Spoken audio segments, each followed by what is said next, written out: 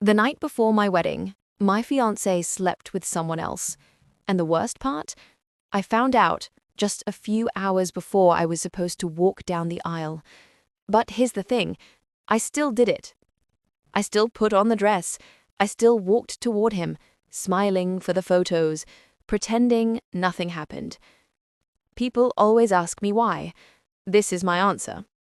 We met 6 years ago at a friend's birthday party. He wasn't my type. Too loud, too confident, too sure of himself. But he had this way of making everyone laugh, and somehow he noticed me.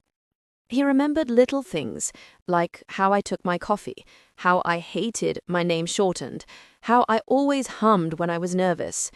For years I thought that meant something.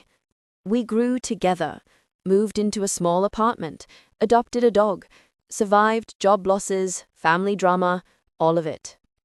So when he proposed last spring, in front of my friends, my mom crying behind the camera, I said yes without hesitation. Our wedding was supposed to be this perfect ending, or beginning, I guess. The day I'd stop doubting myself and finally feel chosen. But fairy tales don't end with I do.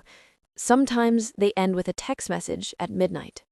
The night before the wedding, I stayed at the hotel with my bridesmaids. We were laughing, drinking champagne, doing those face masks you pretend make a difference. He was out with his groomsmen, his last night of freedom, as they joked.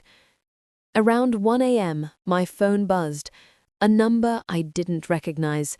At first, I ignored it, but the messages kept coming. Screenshots, photos, and one video. My fiancé at a bar kissing another woman, then a photo of them entering his hotel room, timestamped. I remember staring at the screen until my eyes burned. My heart didn't even break at first, it just froze. I called his best man. He panicked, told me it's not what it looks like. Then his voice cracked. That's when I knew it was exactly what it looked like. I didn't sleep that night. My bridesmaids woke up to me doing my makeup at 5 a.m., silent, expressionless. I didn't tell anyone, not even my mom. I didn't want to ruin the day everyone had been waiting for. I didn't want to see pity in their eyes. At the ceremony, when the doors opened and everyone turned toward me, I saw him, standing there, smiling like nothing happened.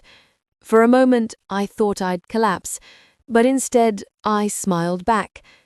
I walked down the aisle, I looked him in the eyes, and as the vows began, all I could hear was his voice from the night before, telling someone else, "Don't worry, she'll never find out." When it was my turn to say, "I do," I hesitated. Everyone laughed, thinking it was nerves. He squeezed my hand, like a signal. So I said it, "I do," but inside, I whispered, "I'm done." That night, after the reception, I told him I knew. His face drained. He didn't even deny it. He said it was a mistake. I said, no, it was a choice. We lasted 3 months after the wedding. 3 months of therapy, guilt, tears, pretending. Until one morning, I left my ring on the kitchen counter and walked out. No big fight, no screaming, just silence. Like the kind that comes after a storm. People still don't know the full story. My family thinks it just didn't work out. But I know the truth. I married a man who betrayed me and left a woman who found herself again. Sometimes people ask why I went through with it, why I didn't run, why I smiled for those photos.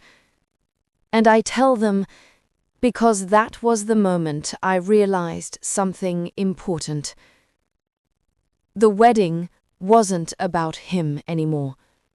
It was about me. finally seeing my own worth. I walked down that aisle to say goodbye, not to begin forever.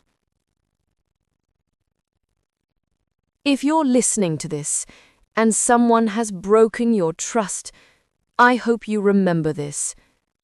You can survive the worst night of your life and still walk with your head high, even if it means walking away in a white dress. If this story hit close to home, you're not alone. Everyone carries a truth they're afraid to say out loud, and that's why we're here. This is Confession Desk, where real stories find a voice. If you have one of your own, share it with us. And if you want more stories like this, about love, betrayal, and redemption, hit subscribe, tap the bell, and join our community of listeners who understand that not every ending is perfect, but every story matters.